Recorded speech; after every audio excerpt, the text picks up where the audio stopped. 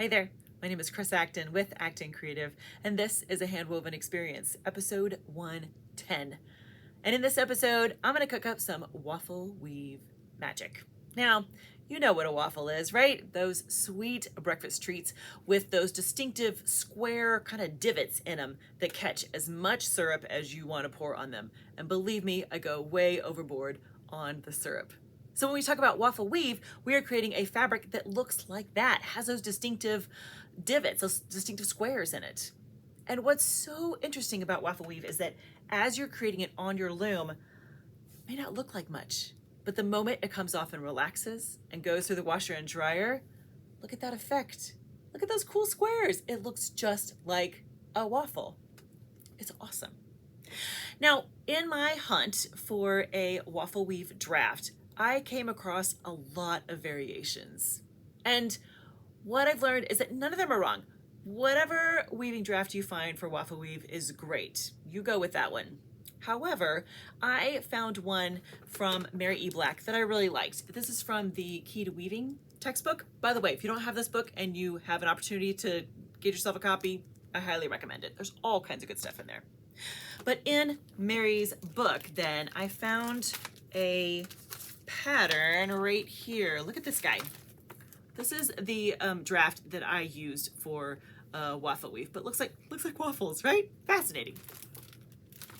But if you find something different, of course, use that. There's no real rules for the ultimate waffle weave pattern. So you use the one that you like the best. So let's talk about how to make our own waffle weave on the loom. Now, there are three main components to creating waffle weave. Are you ready? Here they are. Number one, you need some floating salvages, right? Number two, you need to use a point twill threading. We'll come back to that. And number three, you need to use a very specific order of treadling to create waffle weave. What you learn quickly is that waffle weave is all about floats. Now, do you know that word float? A float refers to the when a yarn goes over a number of other yarns. You could have a very small float where it's only going over one yarn, or you could have a very long float where it's going over multiple yarns.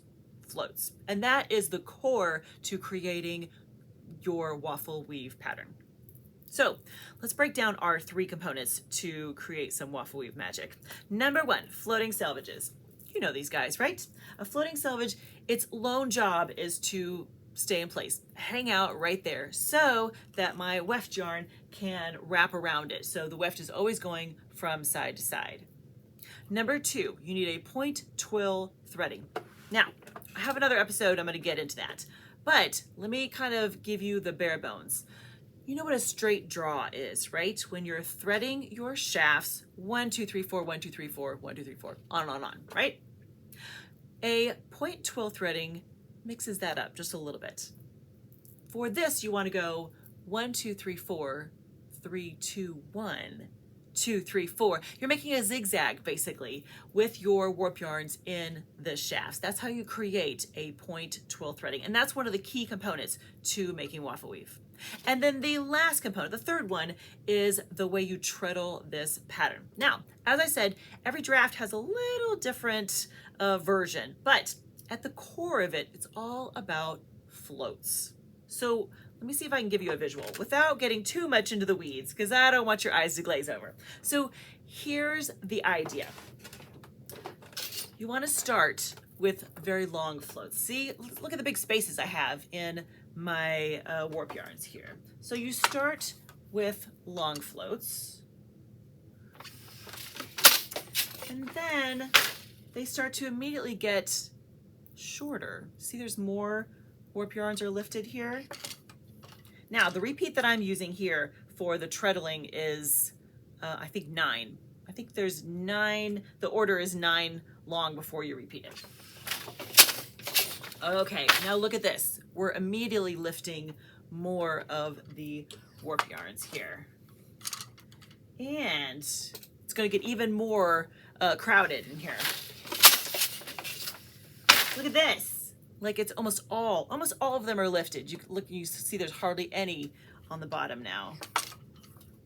So as you can imagine then, as you are creating the fabric, your yarns have more space on one area and a lot less space on another. And this is kind of, I like to think of it as the bottom of the box. We have the top of the box and the bottom of the box. And look, do you see? There's so many of the warp yarns are lifted. But once you get to, I think of it as the bottom, then you just go back up to create that kind of cubed effect. So let's see, I think I'm here at this point, and we will have, it'll instantly start to have fewer and fewer warp yarns lifted. Oop, there we go. And then, check it out, do you see it? It's getting lighter, there's fewer and fewer right there. And now we're back to the start, where we've lifted hardly any of them. So you see kind of how that works, right? And I'll show a close-up for you here. You can see it right there. Look at that. You see how we create that little kind of box effect, little square, just by the variation of the floats. Now, like I said, I don't want to go too much detail because I know that gets a little crazy. But I want you to understand the concept behind waffle weave is that with just those 3 different elements, you can create this cool pattern that then is going to relax and give so much dimension to your fabric. It is perfect for towels, as you can imagine, because you have so much dimension and it's going to catch a lot of moisture and is a perfect application. You can use waffle weave for a lot of things, but towels is kind of the go-to for sure. So I hope that gave you kind of a bird's eye view of how to create your own waffle weave. You need 3 things: floating salvages, a point twill threading, and a certain order of treadling to create the right floats in the right places. I will put a copy of Mary's draft in the show notes, so you can check that out if you want to try that version. But any version of waffle weave will work. So I hope that was fun, right? It is really magical. If you haven't tried waffle weave, I highly recommend that you give it a go. All right, friends, have a wonderful week. Happy weaving.